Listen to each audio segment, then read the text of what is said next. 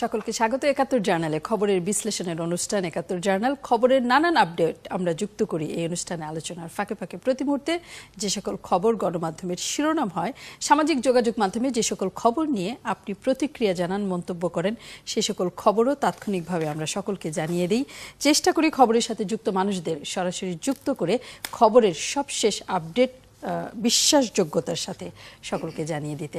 আজ খবরের আলোচনায় এরকম অনেক মানুষ যুক্ত হবেন যারা খবর নিয়ে আজ শিরোনাম হয়েছেন বিভিন্ন গণমাধ্যমে। সেই আলোচনায় যুক্ত হচ্ছেন একুশে টেলিভিশনের প্রধান সম্পাদক মঞ্জুল হাসান বুলবুল এবং ঢাকা বিশ্ববিদ্যালয়ের শিক্ষক অধ্যাপক আবুল কাশেম ফজলুল হক। দুজনকে স্বাগত, ধন্যবাদ আমাদের সাথে যুক্ত হবার জন্য। যেমনটা বলছিলাম অনেকগুলো খবরের শিরোনাম আছে। রাজনীতি, সংবিধান অনুযায়ী নির্বাচন হবে, শেখ হাসিনা সরকারের অধীনেই বলেছেন আওয়ামী লীগ নেতা তোফায়েল আহমেদ।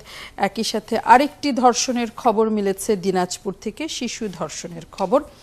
বলা হচ্ছে ধর্ষণের ঘটনা আশঙ্কাজনক হারে বেড়েছে কিনা এবং বাড়লে পরে তার কারণ কি সেই বিশ্লেষণে আমরা যেতে চাই।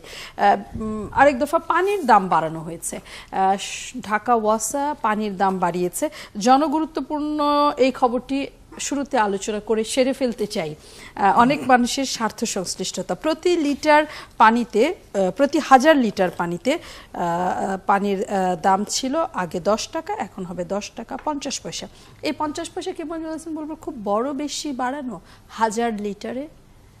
আপনি যদি পয়সার হিসেবে দেখেন এটা হয়তো অঙ্কের হিসেবে কম বেশি হবে, কিন্তু একটা নৈতিকতার প্রশ্ন। যখন ঢাকা ওয়াসা ঢাকা নগরবাসীকে সেবা দিতে পারছে কিনা সেই বিষয়টি প্রশ্নবিদ্ধ। যখন ঢাকা ওয়াসা পানি দাম বাড়াচ্ছে কিন্তু পানির কারণেই নগরবাসী কি অবস্থায় পড়েছে, এবং 2 সিটি মেয়র কিন্তু বারবার বলছেন যে এটা তাদের দায় না, এটা ওয়াসার দায়।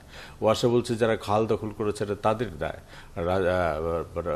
কি বলে রাজুক যাদেরকে অনুমতি দিয়েছে খালের উপরে বাড়ি বানানো তাদের দায়। কিন্তু চূড়ান্ত বিচারে তো স্থানীয় সরকার মন্ত্রীকেই দায় নিতে হলো। তিনি বললেন যে এই বছর হচ্ছে না, আগামী বছর থেকে এই পানি নিষ্কাশনে কোনো অসুবিধা থাকবে না। এই যে এইরকম একটা পরিস্থিতিতে আমার ধারণা যে এই একজাক্টলি এই সময়টাতে দাম মূল্য বৃদ্ধিটার সময়টা সঠিক হয় নাই। এটা হয়তো আর 3 মাস পরে 6 মাস পরে যখন একটা শুকনো মৌসুম হয়তো আসতো তখন, কিন্তু যখন ওয়াসার পুরো পারফরমেন্সটাই প্রশ্নবিদ্ধ তখন মানুষ কিন্তু প্রশ্ন করবে যে কাদেরকে আমরা পয়সা দিচ্ছি, যারা আমাদেরকে কোনো সেবাই দিচ্ছে না। ওয়াসার কাজ করছে, মানে ভালো পানি দেওয়ার চেষ্টা করছে, গরমকালে যখন পানির সংকট থাকে তখন দেওয়ার চেষ্টা করছে, কিন্তু আমার ধারণা এই মুহূর্তে টাইমিংটা ঠিক হয়নি। এই টাইমিংটা খুবই বাজে টাইমিং। ব্যবস্থাপনা পরিচালক ঢাকা ওয়াসা যুক্ত আছেন আমাদের সাথে টেলিফোনে, তাকসিম এ খান নিশ্চয়ই বলতে পারবেন আমাদের কেন এই সময়ে পানির দাম বাড়ানোর সিদ্ধান্ত হলো। তাকসিম এ খান নিশ্চয়ই আমাকে শুনতে পাচ্ছেন, ধন্যবাদ, স্বাগত এই আলোচনায় যুক্ত হবার জন্য। সেই প্রশ্ন, এই সময়টা কেন আপনারা বেছে নিলেন, কতটা দরকার হয়ে পড়েছিল এই পানির দাম বাড়ানো? ধন্যবাদ। আসলে আপনার এখানে আমি একটু আগে আসি বুলবুল ভাইয়ের একটা কথা থেকে, যে আপনার দুটো জিনিসকে কিন্তু মিলিয়ে ফেলেছেন। সেটা হচ্ছে যে পানীয় জল, যেটা সুপেয় পানি আমরা সরবরাহ করে থাকি সেটার মূল্য, আর দ্বিতীয় একটা কাজ আমরা করে থাকি সুয়ারেজ ব্যবস্থাপনা। আর এইমাত্র যেটা বুলবুল ভাই বললেন সেটা তৃতীয় আরেকটা আছে যেটা শেয়ার আমরা করি, ডিসিসি করে, ওয়াটার ডেভেলপমেন্ট করে, সেটা হচ্ছে বৃষ্টির পানি, প্লাবনের পানি, বর্ষার পানি শহর থেকে বের করে দেওয়া। কাজেই ওটার সাথে এটা সম্পূর্ণ ভিন্ন। কাজেই এটার ব্যাপারে আমি এই মুহূর্তে বলছি না, চলো জট সেটা নিয়ে আমরা অনেক কথা হয়েছে। তো আমরা এখন যেটা আলোচনা করছি সেটা হচ্ছে সুপেয় পানি। আমরা যে পানিটাকে সরবরাহ করি সেই পানির দামটা, যেটা আপনি বলেছেন সব যথার্থই বলেছেন, 10 টাকার জায়গায় আমরা করেছি 10 টাকা 50 পয়সা, অর্থাৎ 5% আমরা এটাকে অ্যাডজাস্ট করেছি। আমরা বৃদ্ধি বলি না, আমরা বলবো সমন্বয় করেছি। আমাদের ঢাকা ওয়াসা বোর্ড, অর্থাৎ প্রত্যেকটা ওয়াসা বোর্ডের এই ক্ষমতাটা দেয়া আছে যে বছরে সর্বোচ্চ একবার 5% পর্যন্ত তারা তাদের মূল্যকে সমন্বয় করতে পারবে সর্বোচ্চ। তো কাজেই এটা আমাদের এই বছরের 5% আমরা সমন্বয় করেছি। প্রকৃত দামে যদি বলেন তাহলে আমরা 2% দাম কমিয়েছি। কিন্তু আমার ধারণা মঞ্জুল হাসান বুলবুল যে জায়গাটিতে গুরুত্ব দিতে চেয়েছেন, আমি যতটুকু বুঝেছি, আপনি নিশ্চয়ই আরেকটু পরিষ্কার করতে পারবেন চাইলে, সেটি হচ্ছে যে আমি কারোর বাড়িতে বেড়াতে গেলাম, আমাকে বসার জন্য একটি চেয়ার দেওয়া হলো না, সেখানে আমি সেটি নিয়ে বিরক্ত, সেখানে আরেকটি ফ্যান চলছিল যেটি হয়তো আমাকে আরেকটু আরাম দিতে পারতো, স্বস্তি দিতে পারতো, সেই ফ্যানটিও কেউ বন্ধ করে দিল। এরকমই তো জিনিসটি, যে একটি সেবা যে সংস্থার দেওয়ার কথা, সেই সেবা না পাওয়ার কারণে নগরবাসীর মধ্যে অনেক অসন্তোষ এবং ক্ষোভ তৈরি হয়েছে, দুর্ভোগ বেড়েছে। সেই সংস্থা এই সময়টাতে কেন পানির দামটি বাড়ালো, এই প্রশ্নটি আমার বোধহয় করার আছে। ঠিক আছে, আপনার প্রশ্নের সাথে আমি বলছি যে আপনি বললেন এই সংস্থা এই সার্ভিসটা দিতে পারছে না, অর্থাৎ বৃষ্টির পানি, বর্ষার পানি, প্লাবনের পানি। আপনি তো আগেই বলেছেন এবং বুলবুল ভাইও বলেছেন যে এই প্লাবনের পানি, বর্ষার পানি কিন্তু শেয়ার, অর্থাৎ আমরা একটা শেয়ার করি, এটা আমাদের একক দায়িত্ব নয়। যেমন পানি আমাদের একক দায়িত্ব, 100% ঢাকা ওয়াসা, অন্য কোনো সংস্থান এটার সাথে যুক্ত নয়। কিন্তু বৃষ্টির পানি, প্লাবনের পানি আমরা মাত্র 20-25% করতে পারি, বাকিটা 7টা সংস্থা এটার সাথে জড়িত। এটা বহু বলা হয়েছে, ঢাকা উত্তর সিটি কর্পোরেশন, দক্ষিণ সিটি কর্পোরেশন, তারপরে আপনার ওয়াটার ডেভেলপমেন্ট বোর্ড, তারপরে আপনার রাজু, তারপরে তাকসিম, এখানে গত কয়েকদিন এই আলোচনা আমরা করেছি, এই তালিকাগুলো ধরে ধরে আমরা যুক্ত করেছি। থাকুন আপনি আমাদের সাথে। অধ্যাপক আবুল কাশেম ফজলুল হক, এই জায়গাটিকে পরিষ্কার হলো যে কেন এই সময় আমরা দাম বাড়ালাম, বা এই দাম বাড়ানোর ফলে আমরা আসলে কি পাচ্ছি? গণমাধ্যম বলছে এটি মরার উপর খাড়ার ঘা হিসেবে হাজির হয়েছে। তো বলবেই, কারণ সরকার জনসাধারণের কাছে যেসব জিনিস বিক্রি করে তার মধ্যে পানি একটা, বিদ্যুৎ, গ্যাস, তেল, এগুলো, এই সবগুলোর তো দাম ক্রমাগত বাড়ানো হচ্ছে। গ্যাসের দাম অনেক বাড়ানো হচ্ছে, প্রতি বছর বাড়ায়। তেলের দাম সারা দুনিয়াতে অনেক কমেছে, বাংলাদেশে বোধহয় 10% কি 12% কমিয়েছে মাত্র। তো এই জন্য জনসাধারণের অভিযোগ আছে, সংবাদপত্রের মাধ্যমে, টেলিভিশন মিডিয়াতেও এই অভিযোগগুলো নানানভাবে প্রকাশিত হয়। এখন ওয়াসা ওয়াটার সাপ্লাই খাবার পানি দেয়, তাছাড়া সয়ারেজ, ড্রেনেজ, এগুলোও তাদের দেখার কথা। যে জিনিসটা খাবার পানি, তো কোয়ালিটি অত্যন্ত খারাপ, এটাকে আরও যতখানি পিউরিফাই করা দরকার সেটা তারা করতে পারছে না। যত পানি দরকার বছরে তারও অভাব আছে, কারণ ঢাকা শহরে একেবারে শুকনার সিজনে বেশ কিছু এলাকায় পানির জন্য মানুষ কষ্ট ভোগ করে। তো এই সমস্যাগুলোর সমাধান দরকার। সমাধান করতে করতে দাম বাড়ালে কোনো অভিযোগ উঠবে না। এই জায়গাটিতে আসতে চাচ্ছিলাম ব্যবস্থাপনা পরিচালক মহোদয়, যে এই যে বাড়তি যে টাকাটা নগরবাসী দিবে, তা দিয়ে কি তার সুপেয় পানি, নিরাপদ পানির নিশ্চয়তা মিলবে কিনা, এবং পর্যাপ্ত পানি নগরের সকল মানুষ তাদের হাতের কাছে পাবে কিনা? মানে আমি একটু দ্বিমত করেই বলছি মাননীয় অধ্যাপক সাহেবের সাথে, যে ঢাকা শহরে বর্তমানে কিন্তু আমরা 100% পানি সরবরাহ করতে সক্ষম, এবং আমাদের সার্ভিস, অর্থাৎ আমরা উৎপন্ন ক্ষমতা ঢাকা শহরের টোটাল ডিমান্ডের চাইতে বেশি। এখন এই যে প্রবলেমটা উনি বললেন সঠিক, সেটা হচ্ছে আমাদের পকেট প্রবলেম। আমার মনে করেন 700 পাম্প থেকে আমি পানি তুলি, হঠাৎ করে যদি একটা বা দুইটা বা তিনটা, ইভেন 7টা পাম্পও যদি 1% পাম্পও যদি দিনে নষ্ট থাকে, তাহলে স্বাভাবিকভাবে ওই সমস্ত জায়গাগুলোতে সমস্যা হয়, যেটাকে আমরা পকেট প্রবলেম বলে থাকি।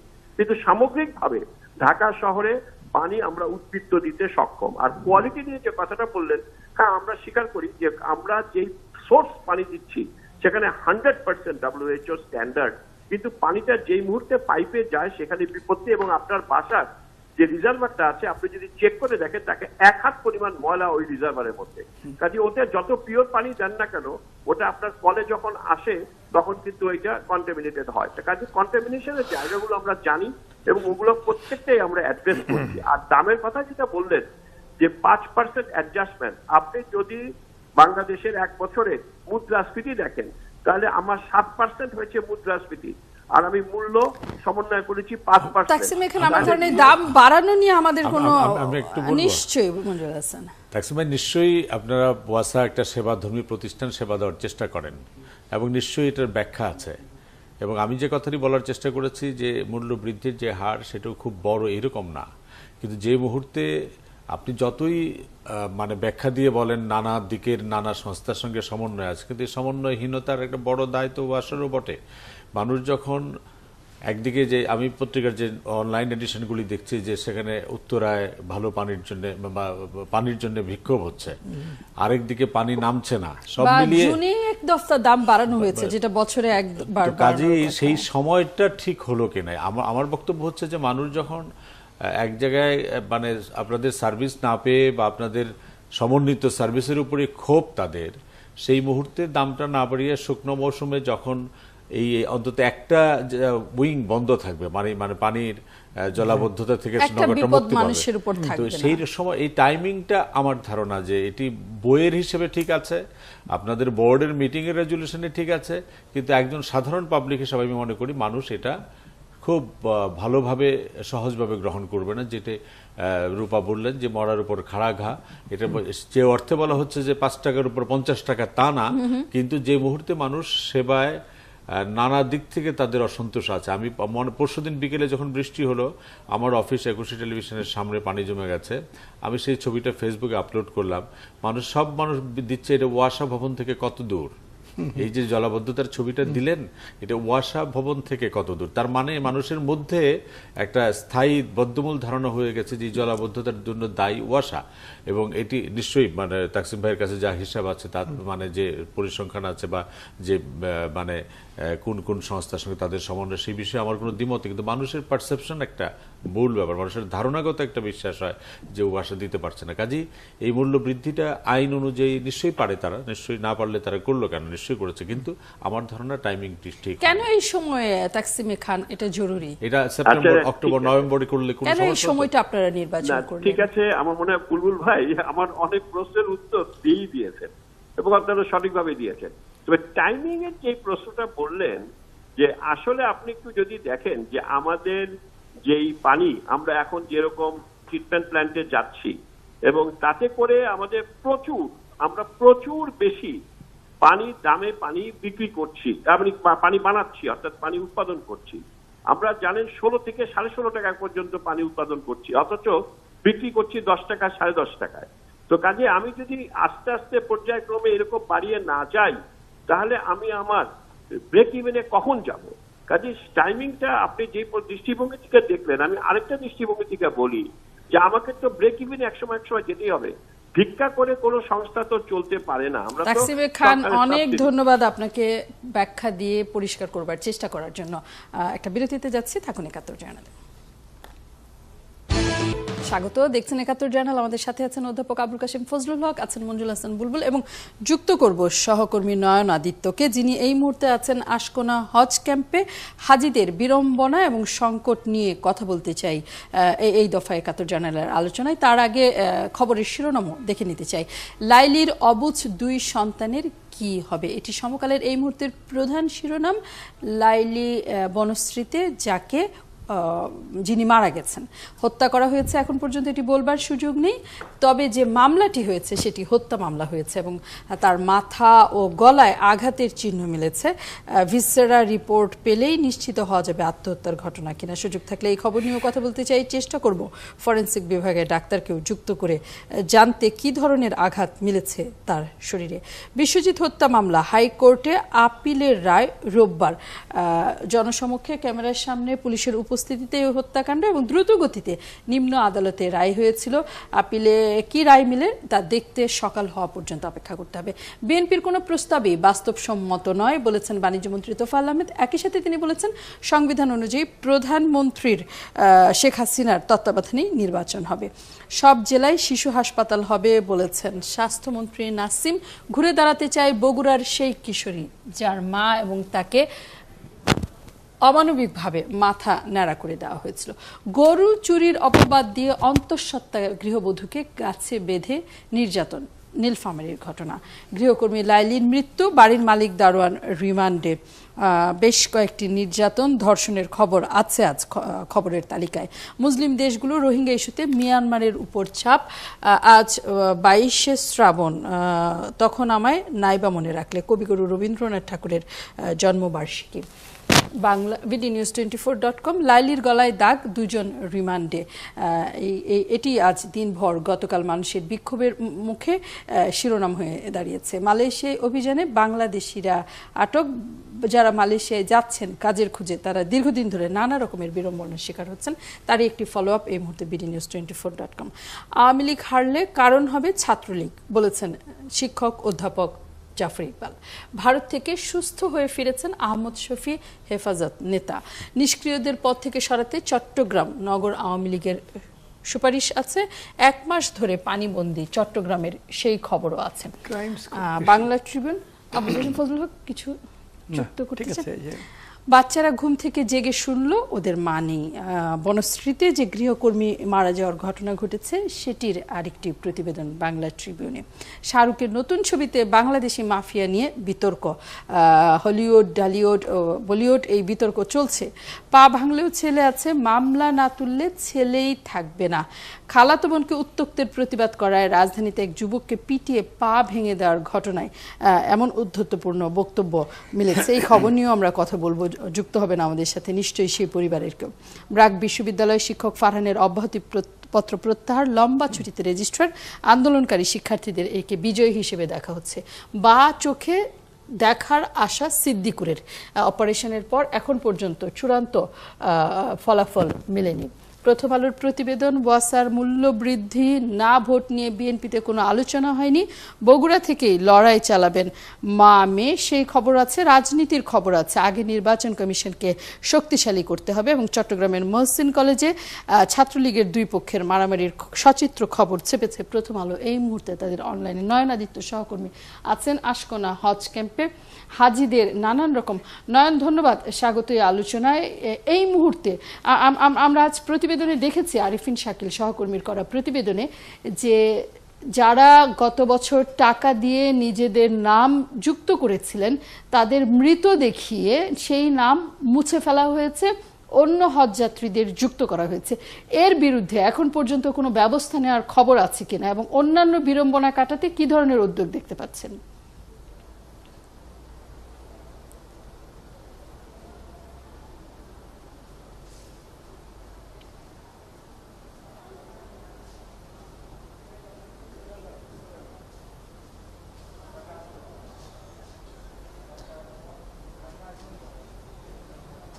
উদ্যোগ কিংবা ব্যবস্থার কথা যদি জানতে চান, তাহলে এই উদ্যোগ কিংবা ব্যবস্থার কথা আমরা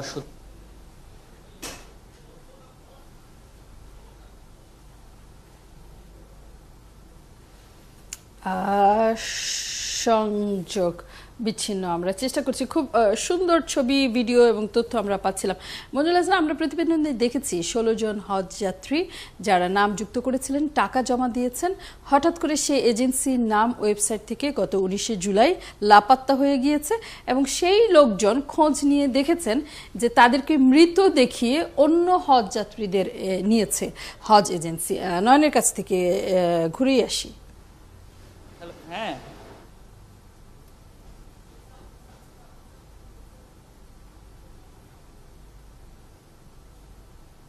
আমার ধারণা কিছুটা সময় লাগবে। না, আমি হজের বিড়ম্বনাটা কেন নিয়মিতই হচ্ছে আসলে? হজ এটা প্রতি সাংবৎসরিক একটি বিষয়, আর হজ এটা কোনো প্লেজার ট্রিপ না। এখানে হজ ক্যাম্পে যারা আছেন তারা প্রায় 1 বছর ধরে মানসিকভাবে প্রস্তুতি নিয়েছেন, পারিবারিকভাবে প্রস্তুতি নিয়েছেন, বা সারা জীবনের একটা লক্ষ্য তাদের, এবং এখানে এসে তারা অপেক্ষা করছেন একটি পূর্ণভূমিতে যাওয়ার জন্য। কিন্তু প্রতি বছরই দেখি আমরা কোনো না কোনো কারণে বিড়ম্বনা। এইবার যেমন ধরেন একটা বড় বিড়ম্বনা হলো যে হজের ফি বাড়ানো হয়েছে। যারা গত বছর হজে গিয়েছে তাদের ফি বাড়ানো হয়েছে। এটা এই মুহূর্তে কেন জানবো আমি বুঝতে পারি না। কারণ আপনি খেয়াল রাখবেন রূপা, যে হজ অফিস নামে আলাদা একটি অফিস আছে, ধর্ম মন্ত্রণালয় আছে, এবং হজের ব্যবস্থাপনার জন্য গত 6 মাসে হজ অফিস এবং ধর্ম মন্ত্রণালয়ের প্রায় অর্ধেক ডজন কর্মকর্তা কমপক্ষে 10 থেকে 15 বার সেখানে ভিজিট করেছেন। তারা সেখানে বাড়ি ভাড়া হয়েছে কিনা সেটা দেখতে গেছেন, সেখানে হাজিদের চিকিৎসা ব্যবস্থা কী হয় সেটা দেখতে গেছেন, এই খরচের সমস্ত কিছু দেখতে গেছেন। তাহলে এই সমস্যাগুলি এখন এসে আমি কেন শুনবো? এটি হল প্রথম কথা। আরেকটা হচ্ছে এই যে এজেন্সিগুলির কথা বললেন, এটি আমি মনে করি যে আমাদেরও একটু ত্রুটি আছে মিডিয়া হিসেবে। প্রতি বছরই আমরা দেখি যে এই এজেন্সিগুলির জন্য এতজন হজে যেতে পারলো না, এতজন হজে যেতে পারলো না। এর পরবর্তীকালে কি হলো, যখন যেতে পারলো না আমরা সেই খবরটি সেই প্রচার খবরটি করি, দিচ্ছি, কিন্তু আগাম প্রস্তুতির খবরও আমরা না, দিই না এবং তারপর ফলো আপও থাকে। কয়টা হজ এজেন্সি আমরা দেখছি লাইসেন্স বাতিল করা হয়েছে, কিন্তু ইন্টারেস্টিং কি আমার নামে আব্দুল সালামের নামে বাতিল হয়ে গেলে নুরুল ইসলাম নামে লাইসেন্স হচ্ছে, ওই একই লোক। এবং ইন্টারেস্টিং হচ্ছে নুরুল ইসলাম হয়তো এখানে আছেন, তার ছেলে থাকে, এজেন্সি হয়তো সালামের নামে, ওই সালাম সাহেব সৌদি আরবে গিয়ে তখন পূর্ণভূমিতে বসে সমস্ত অপকর্ম জায়েজ করেন, আর এইখানে তার ছেলে বসে বলে আমার বাবা তো এখানে, আমি তো কিছু করতে পারলাম না। নানা ধরনের অযৌক্তিক কারণ দেখানো হয়। কাজে আমি যেটি মনে করি, যেহেতু এটা একটা বাৎসরিক বিষয় এটি, এবং প্রতি বছর বাংলাদেশ থেকে লক্ষাধিক মুসল্লি হজ করতে যান, এবং এর সঙ্গে আমাদের আবেগ অনুভূতির প্রশ্নটি জড়িত। কাজে এই ব্যবস্থাপনা একটা স্থায়ী ব্যবস্থাপনা করা দরকার। আমরা বহুবার বলেছিলাম ধর্ম মন্ত্রণালয়ের আরও অনেক কাজ আছে, কিন্তু হজ বিষয়ক জিনিসগুলি দেখভাল করার জন্য একটা আলাদা সেল থাকা দরকার, যারা সারা বছর ধরে শুধু হজের কাজই করবে। হজের কাজ কিন্তু সারা বছর ধরে কাজ, উমরা হজ পালনের জন্য নানা কাজ করতে হয়। কাজে আমার যেটা ব্যক্তিগত প্রস্তাব, আমি এটা বহুবার বলেছি, যে ধর্ম মন্ত্রণালয়ের অধীনে হতে পারে অথবা সমান্তরাল হতে পারে, যে হজ ব্যবস্থাপনার জন্য আলাদা একটি মন্ত্রণালয়, যারা সারা বছর শুধুমাত্র হজের কাজগুলিই করবে। কেউ দুর্নীতি করলে, কেউ মানে এই মানুষগুলিকে অপদস্থ করলে, তাদেরকে নিগ্রহের মধ্যে ফেলে দিলে তার বিচার শক্তভাবে করতে হবে। কারণ যে মানে ভদ্রমহিলা বা পুরুষটি হজে যেতে পারবে না, এটি শুধুমাত্র আর্থিক ক্ষতি না, তাদের জীবনের স্বপ্ন ভঙ্গের একটা বিশাল বেদনা। তাদের এটা শুধুমাত্র তার না, তার গোটা পরিবারের, যে এলাকায় তিনি থাকেন সেই এলাকায় এটি যে কি কঠিন একটি মানসিক বিড়ম্বনার পরিস্থিতির সৃষ্টি হয়, যারা এই বিড়ম্বনায় না পড়েছেন তারা বুঝতে পারবেন না। অধ্যাপক ফজলুল হক, এটি খুবই একটি ধর্মীয় আচার, এবং যারা এটি নিয়ন্ত্রণ করেন তাদেরকেও আমরা দেখি এজেন্সি সহ সকলকে তারা ধর্মের প্রতিনিধিত্ব করেন, তাদেরকে ধার্মিক হিসেবে আমরা উপস্থাপিত হতে দেখি। সেইখানে জালিয়াতি, যিনি টাকা দিলেন তাকে মৃত দেখিয়ে অন্য যাত্রীকে তারা নিয়ে যাচ্ছে, এটা কেমন করে আসলে সম্ভব? মানুষের নৈতিকতার স্খলন। যারা জড়িত আছেন, এজেন্সি, সরকারি বিভাগ, ধর্ম মন্ত্রণালয়ের যারা যান, এর মধ্যে অসততাও আছে উল্লেখযোগ্য পরিমাণে। আগে একটা আড্ডা ধরা পড়লেও পত্রিকায় সেগুলো দিত না, নানা কারণে সংকোচ বোধ করত, কিন্তু এখন সংখ্যা কিছু বেড়ে যাওয়াতে পত্রিকায় আসছে, আলোচনা হচ্ছে। এটা হলো যে সাধারণভাবে সততা অসততা, ডিক্লাইনিং সততা, অসততা বাড়ছে, সেটাই এর কারণ। এই মিসম্যানেজমেন্টের একটা বড় কারণ এইবার দেখা যাচ্ছে ভিসা না পাওয়া, যারা হজে যাবেন। তো এই ভিসাটা তো ওই এজেন্সির লোকেরাই করে দেয়, বা এটা যেটি মঞ্জুর হাসান বলছিলেন বছরখানেক আগে যে ই ভিসা হবে, এই প্রক্রিয়াটি সৌদি আরব জানিয়েছিল এবং সেটি অনুসরণ করবার কথা, যেটি আমাদের এখানে জানা নেই। অনেকগুলো টাকা লস হলো। আপনি ছবিতে যে ভদ্রলোক দেখলেন হজ অফিসার, তার মাথার চুল কিন্তু ছোট, উনি কিন্তু এর মধ্যে অনেকবার গেছেন এবং তিনি হজও করে এসেছেন। আপনি দেখলেই বুঝবেন যে তার মাথার চুল কিন্তু ছোট, উনি হজ করে এসেছেন। এখন ব্যাপার হলো যে এই যে বিমান ফ্লাইট বাতিল হলো, এর মধ্যে সবগুলো তো বাংলাদেশ সরকারের না, কয়েকটা আছে সৌদি সরকারের। সেগুলোর লসের টাকাটা তো দিতে হবে, সেগুলো তো হাজিদের কাছ থেকে নিতে পারবে না, সেটা বাংলাদেশ বিমানকেই দিতে হবে অথবা বাংলাদেশ সরকারকে দিতে হবে। কাজে একটা বেশ উল্লেখযোগ্য পরিমাণ আর্থিক ক্ষতিও আছে। আমরা যে উদ্যোগের কথা জানতে চাচ্ছিলাম, নয়ন আদিত্যকে আরেক দফা পেয়েছি।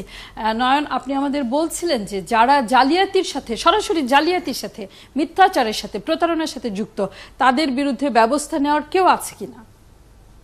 বলতে এখানে জানেন যে হাব কিংবা ধর্ম মন্ত্রণালয়ের যিনি মন্ত্রী আছেন, তিনি কিন্তু বরাবরই এই বিষয়গুলোকে দৃষ্টি আকর্ষণ করেছেন। তিনি কিন্তু বরাবরই এই বিষয়গুলোকে দৃষ্টি আকর্ষণ করেছেন, এবং যখনই যে অভিযোগগুলো আসছে তাদের পক্ষ থেকে বলা হচ্ছে এই প্রতারণা কিংবা এই ধরনের অনিয়মের সঙ্গে যারা জড়িত তাদের বিরুদ্ধে ব্যবস্থা নেওয়া হবে। কিন্তু বাস্তবতা হচ্ছে, কিছুক্ষণ আগে আপনি জানেন যখন আমি এসেছি তখনও আমার বগুড়া থেকে একটি টিম 37 জনের একটি এখানে এসে তাদের ফ্লাইট হবার কথা 4 তারিখ ভোর 6টার সময়, ফ্লাইট হবার কথা 4 তারিখ ভোর 6টার সময়, কিন্তু তারা এখন পর্যন্ত তাদের হাতে পাসপোর্ট, ভিসা সম্বলিত কোনো কিছুই পাননি। এবং কিছুক্ষণ আগে একজন প্রতিনিধি এসে তাদেরকে বলেছে আরো 10,000 টাকা করে বাড়তি গুনতে হবে, অর্থাৎ যে 37 জন হাজির রয়েছেন তাদেরকে আরো 10,000 টাকা করে বাড়তি গুনতে হবে, তাহলে হয়তো তাদের কাগজপত্র পাওয়া যেতে পারে, এই ধরনের একটি কথা বলেছে। এবং এই মুহূর্তে আমি তাদের সঙ্গে যোগাযোগ করেছি এবং তারা এই মুহূর্তে আসলে আতঙ্কিত আছেন এবং তারা আসলে কি ধরনের সমস্যার মধ্যে পড়তে যাচ্ছে, কিংবা যদি গণমাধ্যমের সঙ্গে কথা বলেন আদতেও তারা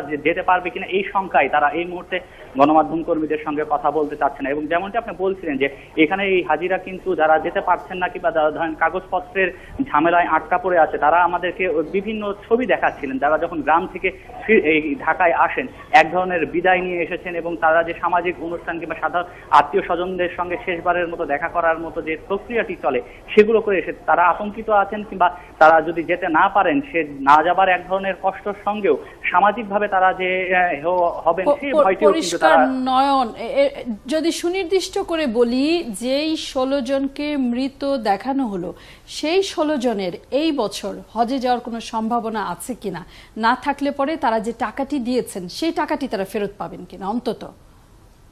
বিষয়টি নিয়ে কিন্তু নিশ্চিতভাবে এখন পর্যন্ত আমাদের কাছে কোনো তথ্য নেই। আসলে তাদেরকে টাকা ফেরত দেওয়া হবে কিনা কিংবা তাদেরকে হজে যাবার সুযোগ পাবেন কিনা, এটি একটি দীর্ঘ প্রক্রিয়া। এখন সেটি আজকে প্রকাশ পেয়েছে এবং তাদের এই 16 জনের আবারও নতুন করে কাগজপত্র তৈরি করা কিংবা সেই প্রক্রিয়াগুলো নিতেও কিন্তু এক ধরনের সময় লাগবে, এবং সেই ক্ষেত্রে ধন্যবাদ নয়ন। আমি আশা করি সহকর্মীরা আমরা সকলে অন্তত এই প্রতিবেদনটির ফলো আপ করবো। মঞ্জুল হাসান, এই জালিয়াত চক্র একটি পরিচিত নামধাম ঠিকানাওয়ালা একটা হজ এজেন্সি, এতক্ষণে তো এই জাতীয় ব্যক্তিবর্গের গ্রেপ্তার হয়ে যাওয়ার কথা, কিন্তু কোনো ব্যবস্থাপনা নেই। অবশ্যই, মানে ধর্মমন্ত্রী সেদিন বলেছেন যে দায়ী কাউকে ছাড় দেওয়া হবে না, সেটির জন্য আমরা অপেক্ষা করব। কিন্তু এই যে নয়ন যেটি বললেন বগুড়া থেকে যে 37 জন এসছে, এরা এই যে আপনি চোখগুলির দিকে যদি তাকান, বৃদ্ধ মানুষগুলির চোখের দিকে যদি তাকান, তাহলে তাদের এটা একটা সারা জীবনের স্বপ্ন ভঙ্গের মতো অবস্থা, তার অনিশ্চিত অবস্থা। আপনি হজের যাত্রাটা আমি যেটা বলবো যেটা প্লেজার ট্রিপ না, এখান থেকে যাওয়ার পর একটা কষ্টসাধ্য সময় কিন্তু তারা অতিক্রম করবেন। জেদ্দাতে যে এয়ারপোর্টে আমরা সাধারণভাবে যাত্রীরা নামি সেখানে তারা নামতে পারবেন না, তাদেরকে হজের জন্য আলাদা একটা বিমানবন্দর আছে সেখানে। তারপরে যখন সৌদি আরবে গিয়ে মুআল্লিমদের হাতে পড়বে, সেটা যে আর একটা কি ধরনের অভিজ্ঞতা, যারা হজে না গেছেন তারা বুঝতে পারবেন না। সেই ক্ষেত্রে একমাত্র সহায় হচ্ছে বাংলাদেশের হজ মিশন, বাংলাদেশের মন্ত্রণালয়, বাংলাদেশের ভলান্টিয়ার যারা যান তারা। কিন্তু এইবার আমি দেখলাম যে এই নারকীয় যন্ত্রণাটা বাংলাদেশ থেকেই শুরু হলো, কে কখন যাচ্ছেন বুঝতে পারছেন না। এবং এটি আমি মনে করি যে আমি আবারও বলি যে এই যে সকল এজেন্সিগুলি নাম পাল্টে বারবার এই ব্যবসার মধ্যে আসছে, আপনি যেটি বলছেন যে এটি ধর্মীয় আবেগ অনুভূতি, ব্যবসার সঙ্গে টাকার সঙ্গে তার কোনো সম্পর্কই নাই। তারা এই যে মৃত দেখিয়ে টাকাগুলি দিল, এটা কোন ধর্মের সঙ্গে আছে আপনি বলেন, কোন আবেগের সঙ্গে আছে আপনি বলেন? কাজে এদেরকে দৃষ্টান্তমূলক শাস্তি যদি না দেওয়া হয় তাহলে পরে আমার ধারণা যে এটি প্রতি বছর বাড়তেই থাকবে। এবং এখানে প্রতারণা করা সহজ। এই যে হজ এজেন্সিগুলি, আপনি জানেন তো এই হজ এজেন্সিগুলি কিভাবে হাজি জোগাড় করে, তাদের এজেন্ট আছে সারা বাংলাদেশে। ধরেন একটা হজ এজেন্সি ঢাকায় আছে, তারা সেই চাঁপাইনবাবগঞ্জে তার এজেন্ট আছে, সেই এজেন্ট যদি 10 জন মুসল্লি জোগাড় করে দিতে পারে তার হজ যাত্রা ফ্রি, যার ফলে কালেকশন হয় MLM ব্যবসার মতো, ওইভাবে কালেকশন করে। এবং ওই যে লোকটি টাকা কালেকশন করলো সে কিন্তু তার হজ যাত্রাটা কনফার্ম করলো, বাকিগুলির দায়িত্ব নিয়ে তার কিছু তার কোনো দায়বদ্ধতা নেই। বিচার হবে, দৃষ্টান্তমূলক শাস্তি হবে, এইটুকু বিশ্বাস করেন অধ্যাপক ফজলুল হক? কিছু ব্যাপার আছে যেগুলোর বিচার অথবা মানে সমাধান করার সমস্যা খুব দ্রুত করতে হয়। হজ সংক্রান্ত ব্যাপারে সেরকম দরকার, সেরকম কোনো ব্যবস্থা তো নেই। স্যার আমি আবারও মনে করি যে ধর্ম মন্ত্রণালয় থাকুক, তার চাঁদ দেখা সহ অনেক বড় বড় কাজ আছে সেগুলি করুক, কিন্তু হজ ব্যবস্থাপনার জন্য আলাদা একটা থাকা দরকার। এই যে বাংলা ট্রিবিউনের হেডলাইন দেখাচ্ছে ভিসা ছাড়াই 2 ছাত্রী হজ্জার জেদ্দায়, এটি হাস্যকর মনে হতে পারে, কিন্তু যে 2 লোক গেল তাদেরকে ফেরত আনা ছাড়া কোনো পথ নাই, কারণ ভিসা ছাড়া সে এখানে থাকতে পারবে না। কারণ গোটা প্রক্রিয়ার মধ্যে যদি সে ইনভলভ হয়ে যায়, সে যদি কোনো দুর্ঘটনা মারা যান, আল্লাহ না করুন, তাহলে কোনো রেকর্ড থাকবে না। এবং 2 জন যাত্রী ভিসা ছাড়া কি করে বিমান উঠে চলে গেল, ব্যবস্থাপনা কি, কোথায় ব্যবস্থা আপনি বলেন? খবরের প্রসঙ্গ বদলাতে চাই যদি এই বিষয়টি আমরা শেষ করি।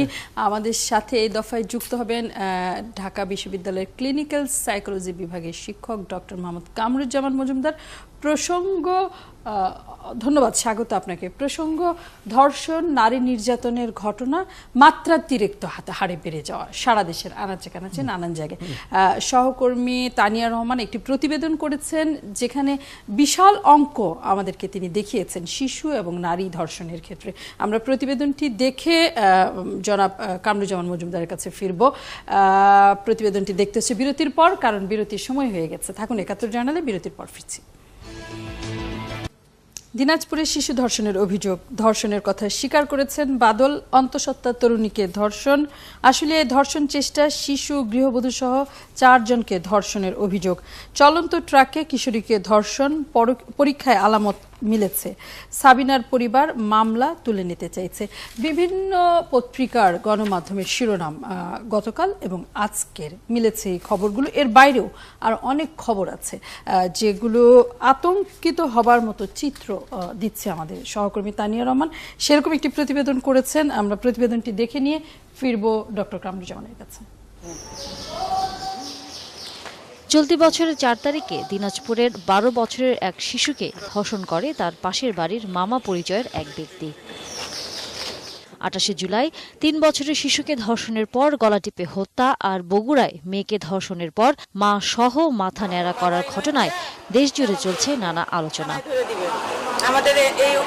দেশের কোথাও না কোথাও প্রায় প্রতিদিনই ঘটছে নারী আর শিশুর প্রতি এ ধরনের নির্মম নির্যাতন। বিভিন্ন নারী ও মানবাধিকার সংগঠনগুলো বলছে, সারা দেশে গেল 6 মাসে ধর্ষণের শিকার হয়েছে 285 জন নারী ও শিশু।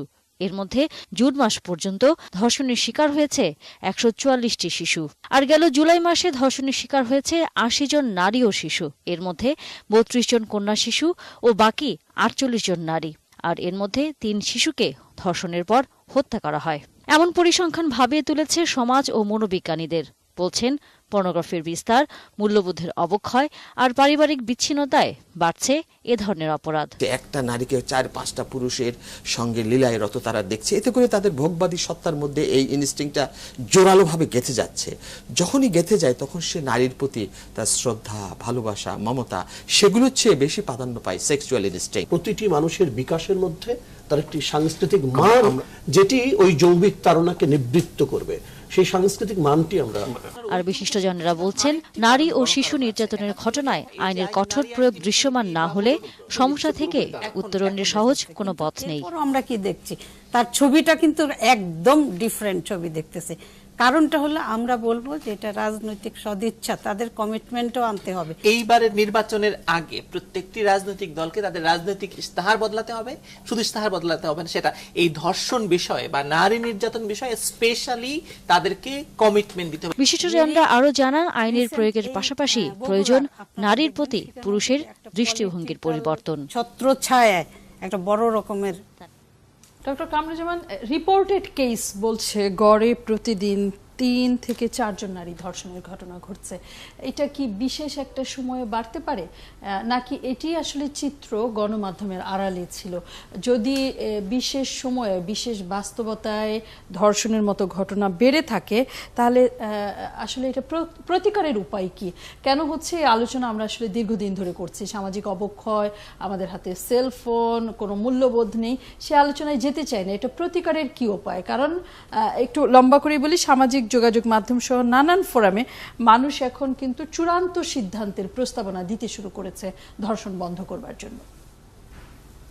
আসলে প্রতিকার কথা বলতে গেলে কিন্তু একইভাবে কারণগুলো আবার বোঝা দরকার। মানে আমরা যদি অনেক আলোচনা করি যে কেন হয়, কিন্তু সেই কারণগুলো সমাধান না করলে আসলে প্রতিকার করা সম্ভব না।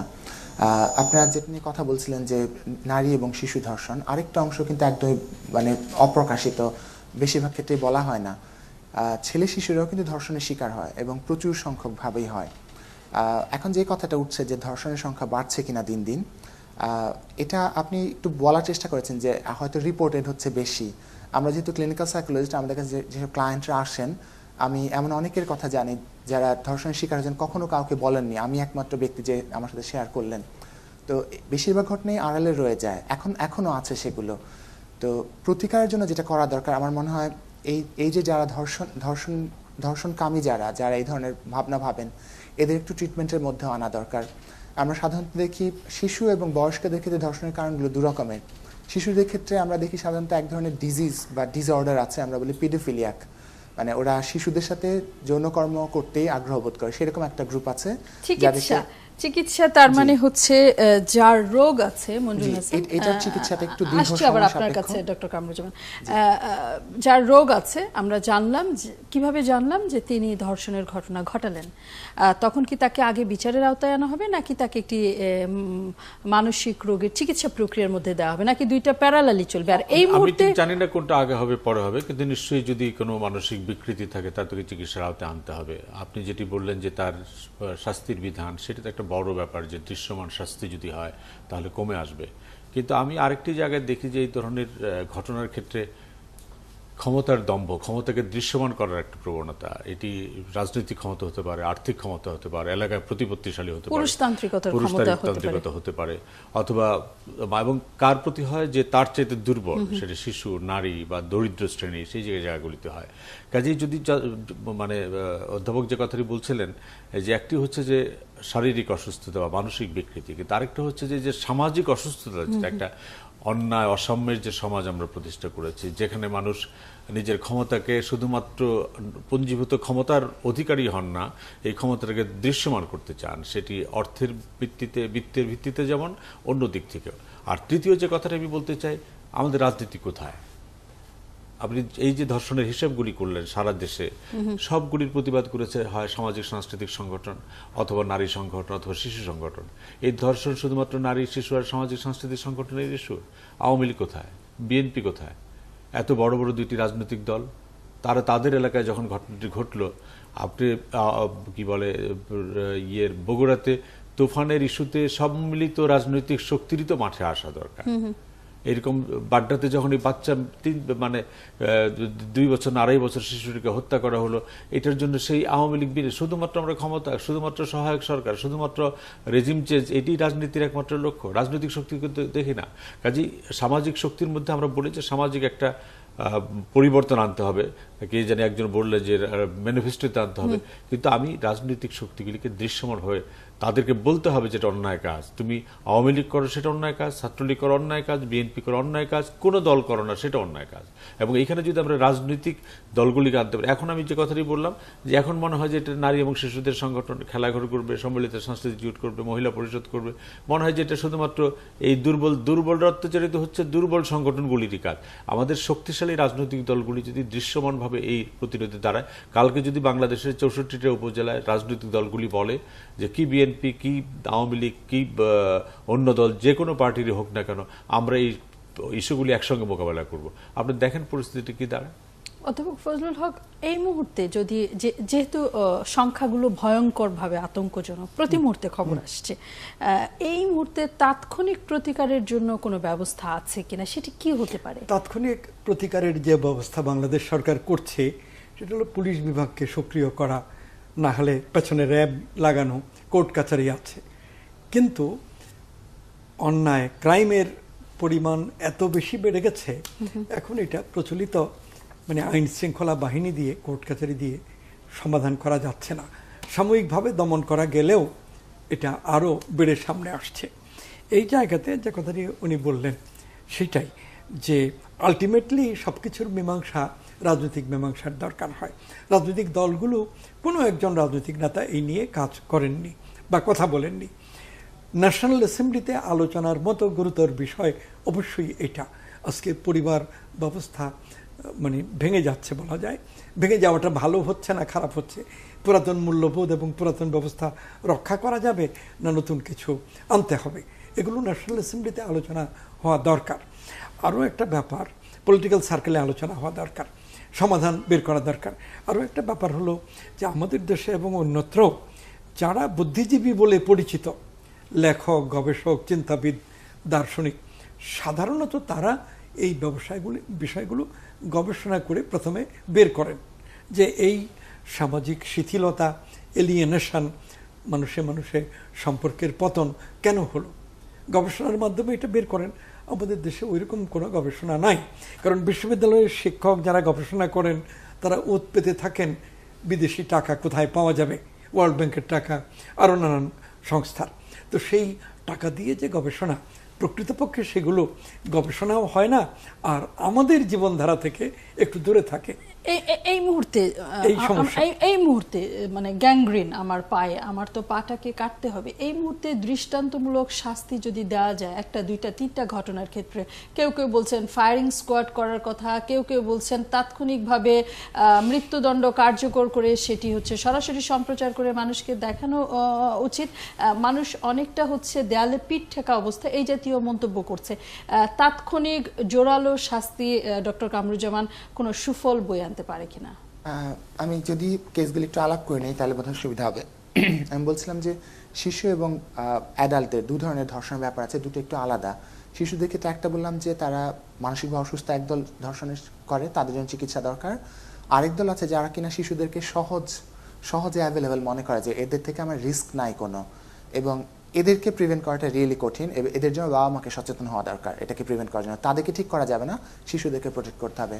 আরেকটা অংশ হচ্ছে কোনো একটা স্বার্থ হাসিলের জন্য, যেমন এটা হচ্ছে একটা মিন অফ অ্যাগ্রেশন, যে আমি যদি ওই পরিবারকে ক্ষতি করতে চাই, এই শিশুটাকে ধর্ষণ করলে পরিবারের ক্ষতি হবে। এটার জন্য যেটা আপনারা আলোচকরা বলছিলেন যে আইনের শাসন প্রতিষ্ঠা করলে এটা তো ঠিক হতে পারে। আর বয়স্কদের বা অ্যাডাল্টদের ক্ষেত্রে ধর্ষণের যে কারণগুলো, তার মধ্যে মাল্টিপল বিষয় আছে। এর মধ্যে একটা জায়গা হচ্ছে আমরা অনেক সময় দেখি যারা ধর্ষণ করেন তারা কিন্তু নিজেরাও ছোটবেলায় বা শিশু অবস্থায় তারা নিজেরাও এই ধরনের যৌন নির্যাতন শিকার হয়ে তারপরে এই পথে আসেন তারা। মানে তারা অনেক সময় ভাবে যে এটাই বুঝি একটা পথ বা এটাই বুঝি একটা পদ্ধতি, ওই তাদের অ্যাগ্রেশনটা প্রকাশ করেন। গবেষণায় দেখা গেছে, বাংলাদেশে যদি গবেষণা নাই, বাইরের গবেষণায় দেখা যাচ্ছে। ডক্টর কামরুজ্জামান, যদি আজকে রাতে 3 ধর্ষকের ফাঁসি কার্যকর হয়, তাহলে কি আগামী কয়েকদিন ধর্ষণের সংখ্যা কমবে বাংলাদেশে? একদমই না। এটা যেটা হবে টেম্পোরারি একটা সংখ্যা কম আমরা দেখতে পাবো, বা আরেকটু গোপন হবে জিনিসগুলো, কিন্তু আইন করে আপনি হয়তো প্রতিরোধ করতে পারবেন, কিন্তু মূল বিষয়টা কিন্তু সমাধান হবে না। তাহলে যদি তাৎক্ষণিকভাবে এই প্রতিরোধ গড়ে তোলা যায়, তারপর যদি দীর্ঘমেয়াদে সংকটের গোড়ায় গিয়ে লম্বা সময় নিয়ে কাজ করা যায়, সেটি প্রস্তাবনা আকারে উঠতে পারে কিনা, নাকি এরকম ভাবার কোনো সুযোগ নেই? আবার ক্ষতিকর দিক আছে। যখন আপনি বলছেন যে জনসমক্ষে এদের ফাঁসি করা, তারও কিন্তু স্কার পড়ে মানুষের মনে। ধর্ষণ যেরকম একটা কষ্টকর অভিজ্ঞতা একটা মানুষের, তার সারা জীবন এটা বয়ে বেড়াতে হয়। যখন একজন মানুষের মৃত্যু দেখবো আমরা পর্দায় বা কারো সামনে, এটা কিন্তু ভীষণ পেইন ক্রিয়েট করে মানুষের মনের মধ্যে। এই কষ্টটা আমাদের ভিতরে যে মমত্ববোধ অন্য মানুষের প্রতি, এটা আরো কমিয়ে দিবে, মানে মমত্ববোধ বাড়াবে না। সুতরাং ধর্ষণের ব্যাপারটা হয়তো আপনি প্রতিরোধের কথা চিন্তা করতে পারেন, কিন্তু এটার কনসিকোয়েন্স আরো ভয়ানক হতে পারে। অনেক স্পর্শকাতর বিষয়, লম্বা পথ বিরতিতে যেতে হবে। বিষয় একটু বলতে চাই ডক্টর কামরুজ্জামানের কাছে শেষ করে এসে অধ্যাপক ফজলুল হক। জি, আমি ছোট্ট একটা বিষয় বলতে চাই। এই যে ধর্ষণের ব্যাপারগুলো যে বাড়ছে, স্যার একটু আগে বলছেন ফজলুল হক স্যার, আমাদের এখানে কিন্তু একটা বিষয় হচ্ছে, আমি প্রায় বলি এটা যে বিজ্ঞাপন মানসিকতা। বিজ্ঞাপন আমাদের শেখানো হয় বিজ্ঞাপন দিয়ে, টিভিগুলো চলছে বিজ্ঞাপন দিয়ে, যে তোমার আরো বেশি লাগবে, তুমি আরো বেশি ডিজার্ভ করো, এই উদ্দেশ্যে আমরা চলি। তো পর্নোগ্রাফির যে কথাগুলো আসছিল একটু আগে শুনছিলাম আমরা, বিষয়গুলো কিন্তু ওইরকমই, যে আমার কি লাগবে, আমার কি দরকার তা না, আমি কি মনে করি বা কি আমাকে বলা হচ্ছে আমার লাগবে, এবং সেটা আমাকে পেতেই হবে, এই জায়গায় চলে গেছে। এখানে একটা ব্যাপার হলো যে প্রচার মাধ্যম ফেসবুক কি ভূমিকা পালন করছে। যারা ধর্ষণকারী হচ্ছে নানাভাবে তারা প্রভোকেশন পাচ্ছে মিডিয়া থেকে। বাংলাদেশের কোনো চ্যানেলের কথা আমি বলতে পারবো না, কিন্তু বাইরের কিছু চ্যানেলে এমন সব প্রোগ্রাম দেখানো হয় যেগুলো ছেলেমেয়েরা গভীর রাত্রি পর্যন্ত জেগে থেকে দেখে, এবং সেগুলোর দ্বারা তারা নানা রকম মানে এক্সট্রা ম্যারিটাল সম্পর্ক এবং ধর্ষণ ইত্যাদিতে আকৃষ্ট হয়। বাংলাদেশে ওইসব ব্যাপারে সরকারের উচিত কিছু চেক দেওয়া। আমরা মিডিয়ার স্বাধীনতা বলি, কিন্তু উন্নত বিশ্বের কথা যদি আমরা বলি, যেখানে প্রতিদিন হয়তো এইরকম ভাবে গণহারে ধর্ষণের ঘটনা ঘটছে না, সেইখানে তো মুক্ত গণমাধ্যম না। মুক্ত গণমাধ্যম পৃথিবীর কোন রাষ্ট্রেই নেই, কথাটা বলা হয়। আইনের প্রয়োগ শক্তিশালী। আপনি ফ্রান্সে খোঁজ করে দেখেন, বিদেশি চ্যানেল খুব কম অনুমোদন করে, তারা বিদেশি চ্যানেল খুব কম অনুমোদন করে।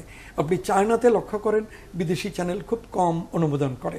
রাশিয়াতে লক্ষ্য করেন, বিদেশি চ্যানেল নিয়ন্ত্রণের প্রসঙ্গ, কারণ তারা তাদের জাতীয় স্বার্থ, যতই আন্তর্জাতিকতা বাদগুলো জাতীয় স্বার্থ দেখে। সংস্কৃতি এবং মূল্যবোধটা গুরুত্বপূর্ণ। পাশ্চাত্য সভ্যতা সম্পর্কে আমাদের মধ্যে ভুল ধারণা আছে।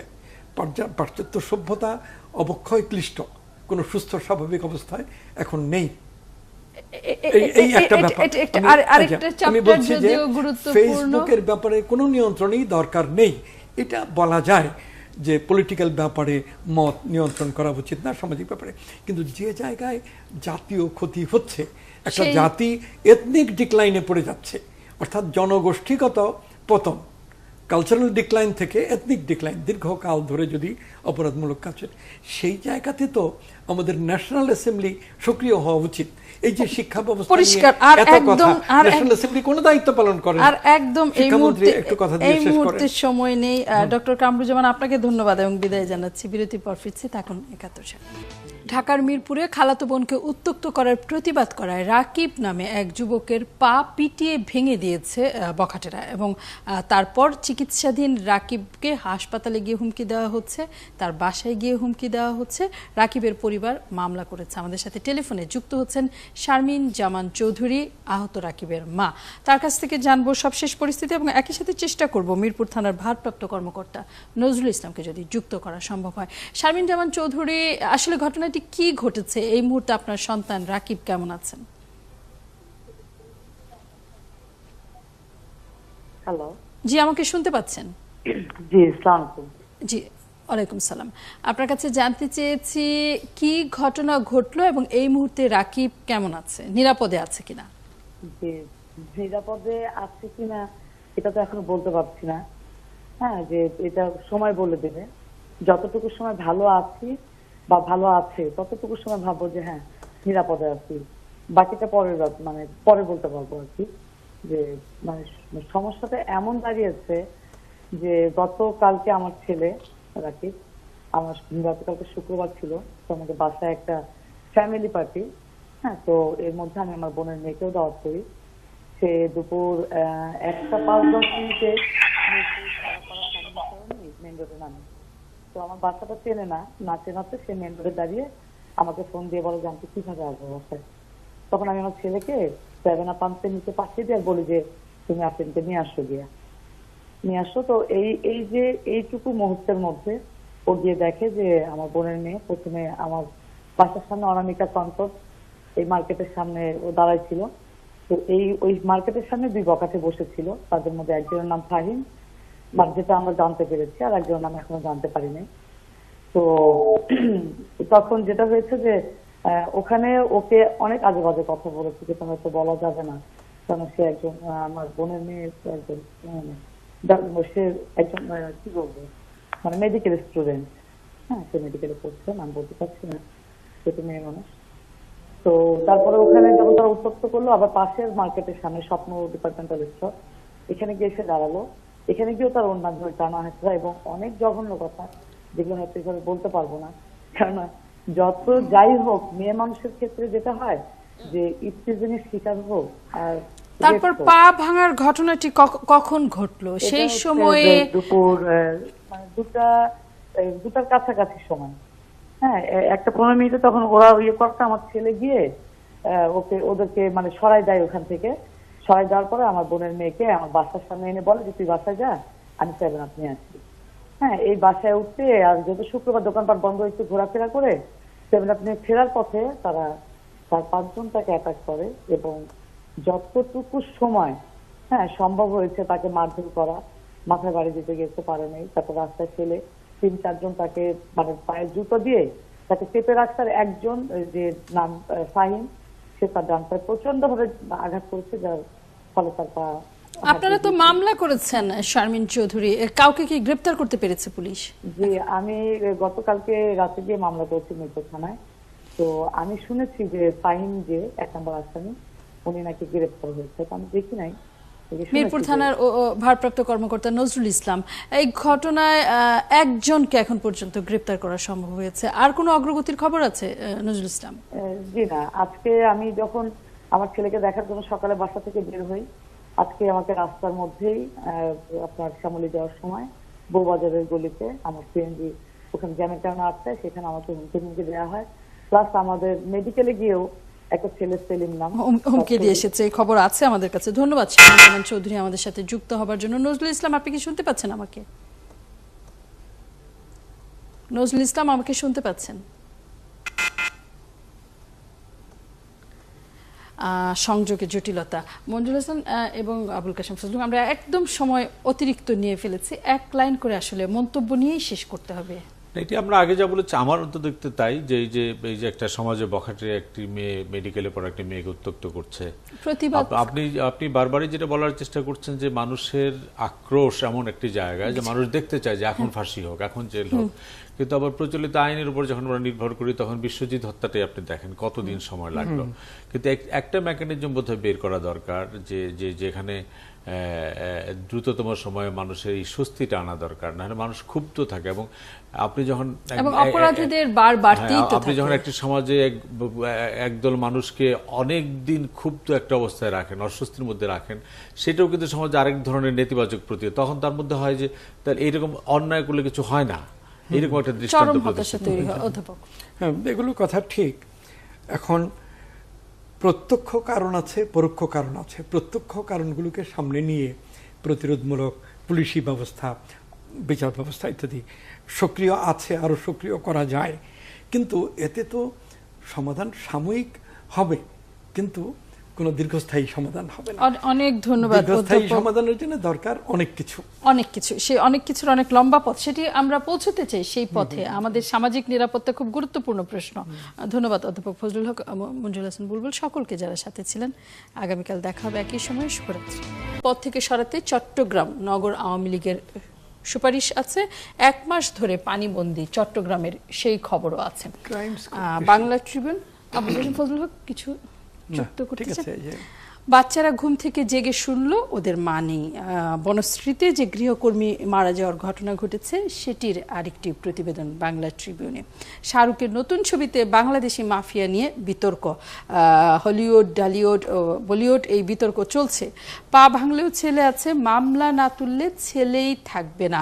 খালাতো বোনকে উত্ত্যক্তের প্রতিবাদ করায় রাজধানীতে এক যুবককে পিটিয়ে পা ভেঙে দেওয়ার ঘটনায় এমন উদ্ধত্তপূর্ণ বক্তব্য মিলেছে। এই খবর নিয়েও আমরা কথা বলবো, যুক্ত হবেন আমাদের সাথে নিশ্চয়ই সেই পরিবারের কেউ।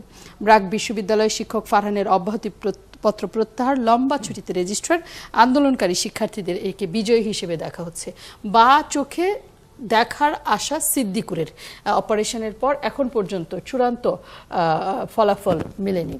প্রথম আলোর প্রতিবেদন, ওয়াসার মূল্য বৃদ্ধি না, ভোট নিয়ে বিএনপিতে কোনো আলোচনা হয়নি, বগুড়া থেকেই লড়াই চালাবেন মা মেয়ে, সেই খবর আছে। রাজনীতির খবর আছে, আগে নির্বাচন কমিশনকে শক্তিশালী করতে হবে। এবং চট্টগ্রামের মহসিন কলেজে ছাত্রলীগের 2 পক্ষের মারামারির সচিত্র খবর ছেপেছে প্রথম আলো এই মুহূর্তে তাদের অনলাইনে। নয়নাদিত্য সহকর্মী আছেন আশকোনা হজ ক্যাম্পে, হাজিদের নানান রকম। নয়ন, ধন্যবাদ, স্বাগত এই আলোচনায়। এই মুহূর্তে আমরা আজ প্রতিবেদনে দেখেছি, আরিফিন শাকিল সহকর্মীর করা প্রতিবেদনে, যে যারা গত বছর টাকা দিয়ে নিজেদের নাম যুক্ত করেছিলেন তাদের মৃত দেখিয়ে সেই নাম মুছে ফেলা হয়েছে, অন্য হজযাত্রীদের যুক্ত করা হয়েছে। এর বিরুদ্ধে এখন পর্যন্ত কোনো ব্যবস্থা নেওয়ার খবর আছে কিনা এবং অন্যান্য বিড়ম্বনা কাটাতে কি ধরনের উদ্যোগ দেখতে পাচ্ছেন?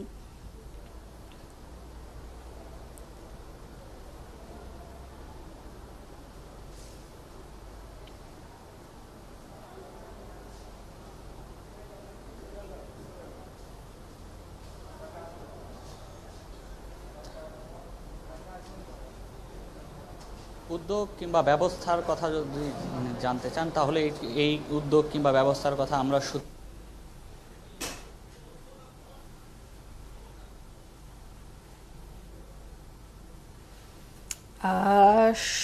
সংযোগ বিচ্ছিন্ন, আমরা চেষ্টা করছি। খুব সুন্দর ছবি, ভিডিও এবং তথ্য আমরা পাচ্ছিলাম। মঞ্জুল হাসান, আমরা প্রতিবেদনে দেখেছি 16 জন হজ যাত্রী যারা নাম যুক্ত করেছিলেন, টাকা জমা দিয়েছেন, হঠাৎ করে সেই এজেন্সির নাম ওয়েবসাইট থেকে গত 19 জুলাই লাপাত্তা হয়ে গিয়েছে এবং সেই লোকজন খোঁজ নিয়ে দেখেছেন যে তাদেরকে মৃত দেখিয়ে অন্য হজ যাত্রীদের নিয়েছে হজ এজেন্সি। নয়নের কাছ থেকে ঘুরেই আসি। হ্যাঁ,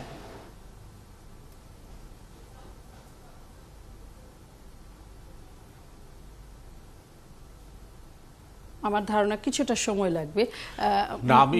হজের বিড়ম্বনাটা কেন নিয়মিতই হচ্ছে? আসলে হজ এটা প্রতি সাংবৎসরিক একটি বিষয়, আর হজ এটা কোনো প্লেজার ট্রিপ না। এখানে হজ ক্যাম্পে যারা আছেন তারা প্রায় 1 বছর ধরে মানসিকভাবে প্রস্তুতি নিয়েছেন, পারিবারিকভাবে প্রস্তুতি নিয়েছেন, বা সারা জীবনের একটা লক্ষ্য তাদের, এবং এখানে এসে তারা অপেক্ষা করছেন একটি পূর্ণভূমিতে যাওয়ার জন্য। কিন্তু প্রতি বছরই দেখি আমরা কোনো না কোনো কারণে বিড়ম্বনা। এইবার যেমন ধরেন একটা বড় বিড়ম্বনা হলো যে হজের ফি বাড়ানো হয়েছে। যারা গত আসতে চাচ্ছিলাম ব্যবস্থাপনা পরিচালক মহোদয়, যে এই যে বাড়তি যে টাকাটা নগরবাসী দিবে, তা দিয়ে কি তার সুপেয় পানি, নিরাপদ পানির নিশ্চয়তা মিলবে কিনা, এবং পর্যাপ্ত পানি নগরের সকল মানুষ তাদের হাতের কাছে পাবে কিনা? মানে আমি একটু দ্বিমত করেই বলছি মাননীয় অধ্যাপক সাহেবের সাথে, যে ঢাকা শহরে বর্তমানে কিন্তু আমরা 100% পানি সরবরাহ করতে সক্ষম, এবং আমাদের সার্ভিস অর্থাৎ আমরা উৎপন্ন ক্ষমতা ঢাকা শহরের টোটাল ডিমান্ডের চাইতে বেশি। এখন এই যে প্রবলেমটা উনি বললেন সঠিক, সেটা হচ্ছে আমাদের পকেট প্রবলেম। আমার মনে করেন 700 পাম্প থেকে আমি পানি তুলি, হঠাৎ করে যদি একটা বা দুইটা বা তিনটা ইভেন 7টা পাম্পও যদি 1% পাম্পও যদি দিনে নষ্ট থাকে, তাহলে স্বাভাবিকভাবে ওই সমস্ত জায়গাগুলোতে সমস্যা হয়, যেটাকে আমরা পকেট প্রবলেম বলে থাকি। কিন্তু সামগ্রিকভাবে ঢাকা শহরে পানি আমরা উদ্বৃত্ত দিতে সক্ষম। আর কোয়ালিটি নিয়ে যে কথাটা বললেন, হ্যাঁ আমরা স্বীকার করি যে আমরা যেই সোর্স পানি দিচ্ছি সেখানে 100% WHO স্ট্যান্ডার্ড, কিন্তু পানিটা যেই মুহূর্তে পাইপে যায় সেখানে বিপত্তি, এবং আপনার বাসার যে রিজার্ভারটা আছে আপনি যদি চেক করে দেখেন তাকে 1 হাত পরিমাণ ময়লা ওই রিজার্ভারের মধ্যে। কাজে ওতে যত পিওর পানি দেন না কেন, ওটা আপনার কলে যখন আসে তখন কিন্তু এটা কন্টামিনেটেড হয়। কাজে কন্টামিনেশনের জায়গাগুলো আমরা জানি এবং ওগুলো প্রত্যেকটাই আমরা অ্যাড্রেস করছি। আর দামের কথা যেটা বললেন যে 5% অ্যাডজাস্টমেন্ট, আপনি যদি বাংলাদেশের 1 বছরে মুদ্রাস্ফীতি দেখেন তাহলে আমার 7% হয়েছে মুদ্রাস্ফীতি, আর আমি মূল্য সমন্বয় করেছি 5%। তাকসিম, এখানে আমার ধরনের দাম বাড়ানো নিয়ে আমাদের কোনো নিশ্চয়ই মঞ্জুর হাসান তাকসিম ভাই, নিশ্চয়ই আপনারা ওয়াসা একটা সেবাধর্মী প্রতিষ্ঠান, সেবা দেওয়ার চেষ্টা করেন এবং নিশ্চয়ই এটার ব্যাখ্যা আছে। এবং আমি যে কথাটি বলার চেষ্টা করেছি যে মূল্য বৃদ্ধির যে হার সেটাও খুব বড় এরকম না, কিন্তু যে মুহূর্তে আপনি যতই মানে ব্যাখ্যা দিয়ে বলেন নানা দিকের নানা সংস্থার সঙ্গে সমন্বয় আছে, কিন্তু এই সমন্বয়হীনতার একটা বড় দায়িত্ব ওয়াসারও বটে। মানুষ যখন একদিকে, যে আমি পত্রিকার যে অনলাইন এডিশনগুলি দেখছি যে সেখানে উত্তরায় ভালো পানির জন্য বিক্ষোভ হচ্ছে, আরেকদিকে পানি নামছে না, সব মিলিয়ে এক দফা দাম বাড়ানো হয়েছে, যেটা বছরে একবার। কাজেই সেই সময়টা ঠিক হলো কিনা, আমার বক্তব্য হচ্ছে যে মানুষ যখন এক জায়গায় মানে আপনাদের সার্ভিস না পেয়ে বা আপনাদের সমন্বিত সার্ভিসের উপরে ক্ষোভ তাদের, সেই মুহূর্তে দামটা না বাড়িয়ে শুকনো মৌসুমে যখন এই অন্তত একটা উইং বন্ধ থাকবে, মানে পানির জলাবদ্ধতা থেকে নগরটা মুক্তি পাবে, তো সেই সময় এই টাইমিংটা আমার ধারণা যে এটি বইয়ের হিসেবে ঠিক আছে, আপনাদের বোর্ডের মিটিং এর রেজুলেশনে ঠিক আছে, কিন্তু একজন সাধারণ পাবলিক হিসেবে আমি মনে করি মানুষ এটা খুব ভালোভাবে সহজভাবে গ্রহণ করবে না। যেটা রূপা বললেন যে মরার উপর খাড়া ঘা, এটা যে অর্থে বলা হচ্ছে যে 5 টাকার উপর 50 টাকা তা না, কিন্তু যে মুহূর্তে মানুষ সেবায় নানা দিক থেকে তাদের অসন্তোষ আছে। আমি পরশুদিন বিকেলে যখন বৃষ্টি হলো, আমার অফিস 21 টেলিভিশনের সামনে পানি জমে গেছে, আমি সেই ছবিটা ফেসবুকে আপলোড করলাম। সব মানুষ দিচ্ছে এটা ওয়াসা ভবন থেকে কত দূর, এই যে জলাবদ্ধতার ছবিটা দিলেন এটা ওয়াসা ভবন থেকে কত দূর, তার মানে মানুষের মধ্যে একটা স্থায়ী বদ্ধমূল ধারণা হয়ে গেছে যে জলাবদ্ধতার জন্য দায়ী ওয়াসা। এবং এটি নিশ্চয়ই মানে তাকসিম ভাইয়ের কাছে যা হিসাব আছে তার মানে যে পরিসংখ্যান আছে বা যে মানে কোন কোন সংস্থার সঙ্গে তাদের সমন্বয়, সেই বিষয়ে আমার কোনো দ্বিমত, কিন্তু মানুষের পারসেপশন একটা ভুল ব্যাপার, মানুষের ধারণাগত একটা বিশ্বাস হয় যে ওয়াসা বের করে দেওয়া, কাজেই ওটার সাথে এটা সম্পূর্ণ ভিন্ন। কাজেই এটার ব্যাপারে আমি এই মুহূর্তে বলছি না জলজট, সেটা নিয়ে আমরা অনেক কথা হয়েছে। তো আমরা এখন যেটা আলোচনা করছি সেটা হচ্ছে সুপেয় পানি। আমরা যে পানি থেকে সরবরাহ করি সেই পানির দামটা, যেটা আপনি বলেছেন সব যথার্থই বলেছেন, 10 টাকার জায়গায় আমরা করেছি 10 টাকা 50 পয়সা, অর্থাৎ 5% আমরা এটাকে অ্যাডজাস্ট করেছি। আমরা বৃদ্ধি বলি না, আমরা বলবো সমন্বয় করেছি।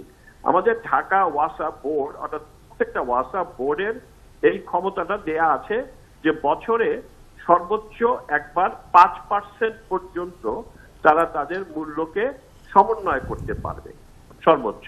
তো কাজেই এটা আমাদের এই বছরের 5% আমরা সমন্বয় করেছি। প্রকৃত দামে যদি বলেন তাহলে আমরা 2% দাম কমিয়েছি। কিন্তু আমার ধারণা মঞ্জুল হাসান বুলবুল যে জায়গাটিতে গুরুত্ব দিতে চেয়েছেন, আমি যতটুকু বুঝেছি, আপনি নিশ্চয়ই আরেকটু পরিষ্কার করতে পারবেন চাইলে, সেটি হচ্ছে যে আমি কারোর বাড়িতে বেড়াতে গেলাম, আমাকে বসার জন্য একটি চেয়ার দেওয়া হলো না, সেখানে আমি সেটি নিয়ে বিরক্ত, সেখানে আরেকটি ফ্যান চলছিল যেটি হয়তো আমাকে আরেকটু আরাম দিতে পারতো, স্বস্তি দিতে পারতো, সেই ফ্যানটিও কেউ বন্ধ করে দিল। এরকমই তো জিনিসটি, যে একটি সেবা যে সংস্থার দেওয়ার কথা, সেই সেবা না পাওয়ার কারণে নগরবাসীর মধ্যে অনেক অসন্তোষ এবং ক্ষোভ তৈরি হয়েছে, দুর্ভোগ বেড়েছে। সেই সংস্থা এই সময়টাতে কেন পানির দামটি বাড়ালো, এই প্রশ্নটি আমার বোধহয় করার আছে। ঠিক আছে, আপনার প্রশ্নের সাথে আমি বলছি যে আপনি বললেন এই সংস্থা এই সার্ভিসটা দিতে পারছে না, অর্থাৎ বৃষ্টির পানি, বর্ষার পানি, প্লাবনের পানি। আপনি তো আগেই বলেছেন এবং বুলবুল ভাইও বলেছেন যে এই প্লাবনের পানি, বর্ষার পানি কিন্তু শেয়ার, অর্থাৎ আমরা একটা শেয়ার করি, এটা আমাদের একক দায়িত্ব নয়। যেমন পানি আমাদের একক দায়িত্ব, 100% ঢাকা ওয়াসা, অন্য কোনো সংস্থার এটার সাথে যুক্ত নয়। কিন্তু বৃষ্টির পানি, প্লাবনের পানি আমরা মাত্র 20-25% করতে পারি, বাকিটা 7টা সংস্থা এটার সাথে জড়িত। এটা বহু বলা হয়েছে, ঢাকা উত্তর সিটি কর্পোরেশন, দক্ষিণ সিটি কর্পোরেশন, তারপরে আপনার ওয়াটার ডেভেলপমেন্ট বোর্ড, তারপরে আপনার রাজুক, তারপরে তাকসিম খান, গত কয়েকদিন এই আলোচনা আমরা করেছি, এই তালিকাগুলো ধরে ধরে আমরা যুক্ত করেছি। থাকুন আপনি আমাদের সাথে। অধ্যাপক আবুল কাশেম ফজলুল হক, এই জায়গাটি কি পরিষ্কার হলো যে কেন এই সময় আমরা দাম বাড়ালাম, বা এই দাম বাড়ানোর ফলে আমরা আসলে কি পাচ্ছি? গণমাধ্যম বলছে এটি মরার উপর খাড়ার ঘা হিসেবে হাজির হয়েছে। তো বলবেই, কারণ সরকার জনসাধারণের কাছে যেসব জিনিস বিক্রি করে তার মধ্যে পানি একটা, বিদ্যুৎ, গ্যাস, তেল, এগুলো, এই সবগুলোর তো দাম ক্রমাগত বাড়ানো হচ্ছে। গ্যাসের দাম অনেক বাড়ানো হচ্ছে, প্রতি বছর বাড়ায়। তেলের দাম সারা দুনিয়াতে অনেক কমেছে, বাংলাদেশে বোধহয় 10% কি 12% কমিয়েছে মাত্র। তো এই জন্য জনসাধারণের অভিযোগ আছে, সংবাদপত্রের মাধ্যমে, টেলিভিশন মিডিয়াতেও এই অভিযোগগুলো নানানভাবে প্রকাশিত হয়। এখন ওয়াসা ওয়াটার সাপ্লাই খাবার পানি দেয়, তাছাড়া সয়ারেজ, ড্রেনেজ, এগুলোও তাদের দেখার কথা। যে জিনিসটা খাবার পানি, তো কোয়ালিটি অত্যন্ত খারাপ, এটাকে আরও যতখানি পিউরিফাই করা দরকার সেটা তারা করতে পারছে না। যত পানি দরকার বছরে তারও অভাব হচ্ছে, কারণ ঢাকা শহরে একেবারে শুকনার সিজনে বেশ কিছু এলাকায় পানির জন্য মানুষ কষ্ট ভোগ করে। তো এই সমস্যাগুলোর সমাধান দরকার। সমাধান করতে করতে দাম বাড়ালে কোনো অভিযোগ উঠবে না।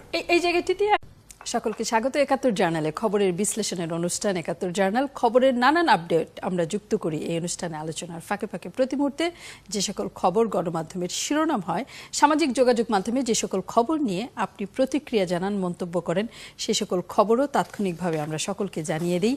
চেষ্টা করি খবরের সাথে যুক্ত মানুষদের সরাসরি যুক্ত করে খবরের সবশেষ আপডেট বিশ্বাসযোগ্যতার সাথে সকলকে জানিয়ে দিতে।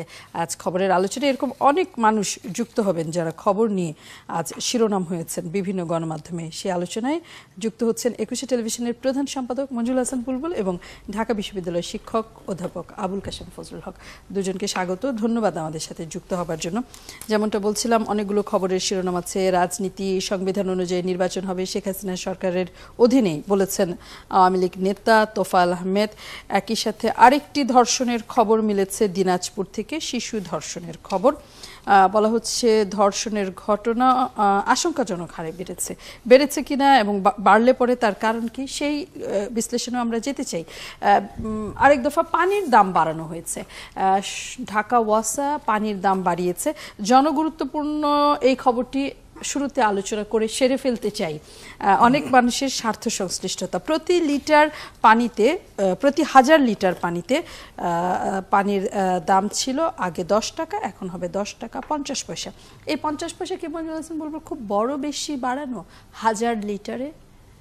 আপনি যদি পয়সার হিসেবে দেখেন, এটা হয়তো অঙ্কের হিসেবে কম বেশি হবে, কিন্তু একটা নৈতিকতার প্রশ্ন। যখন ঢাকা ওয়াসা ঢাকা নগরবাসীকে সেবা দিতে পারছে কিনা সেই বিষয়টি প্রশ্নবিদ্ধ। যখন ঢাকা ওয়াসা পানি দাম বাড়াচ্ছে, কিন্তু পানির কারণেই নগরবাসী কি অবস্থায় পড়েছে, এবং 2 সিটি মেয়র কিন্তু বারবার বলছেন যে এটা তাদের দায় না, এটা ওয়াসার দায়। ওয়াসা বলছে যারা খাল দখল করেছে এটা তাদের দায়। কি বলে, রাজুক যাদেরকে অনুমতি দিয়েছে খালের উপরে বাড়ি বানানো, তাদের দায়। কিন্তু চূড়ান্ত বিচারে তো স্থানীয় সরকার মন্ত্রীকেই দায় নিতে হলো। তিনি বললেন যে এই বছর হচ্ছে না, আগামী বছর থেকে এই পানি নিষ্কাশনে কোনো অসুবিধা থাকবে না। এই যে এইরকম একটা পরিস্থিতিতে আমার ধারণা যে এই একজাক্টলি এই সময়টাতে মূল্য বৃদ্ধিটার সময়টা সঠিক হয় নাই। এটা হয়তো আর 3 মাস পরে 6 মাস পরে যখন একটা শুকনো মৌসুম হয়তো আসতো তখন, কিন্তু যখন ওয়াসার পুরো পারফরমেন্সটাই প্রশ্নবিদ্ধ, তখন মানুষ কিন্তু প্রশ্ন করবে যে কাদেরকে আমরা পয়সা দিচ্ছি, যারা আমাদেরকে কোনো সেবাই দিচ্ছে না।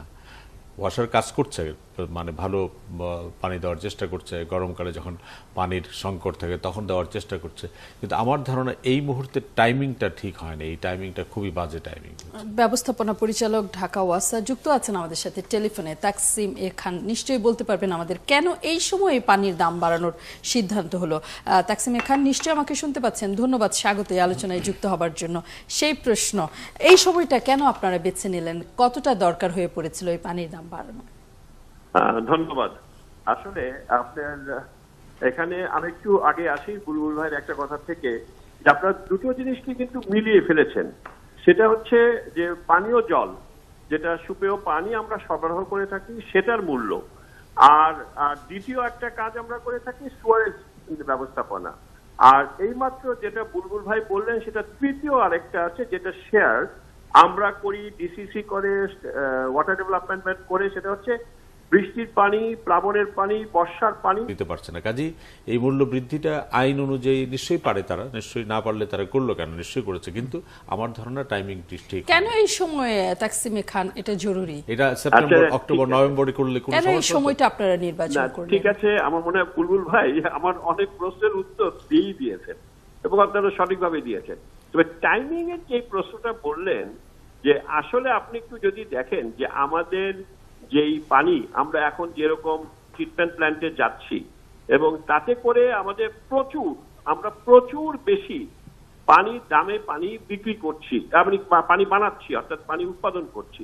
আমরা জানেন 16 থেকে 16.5 টাকা পর্যন্ত পানি উৎপাদন করছি, অথচ বিক্রি করছি 10 টাকা, 10.5 টাকায়।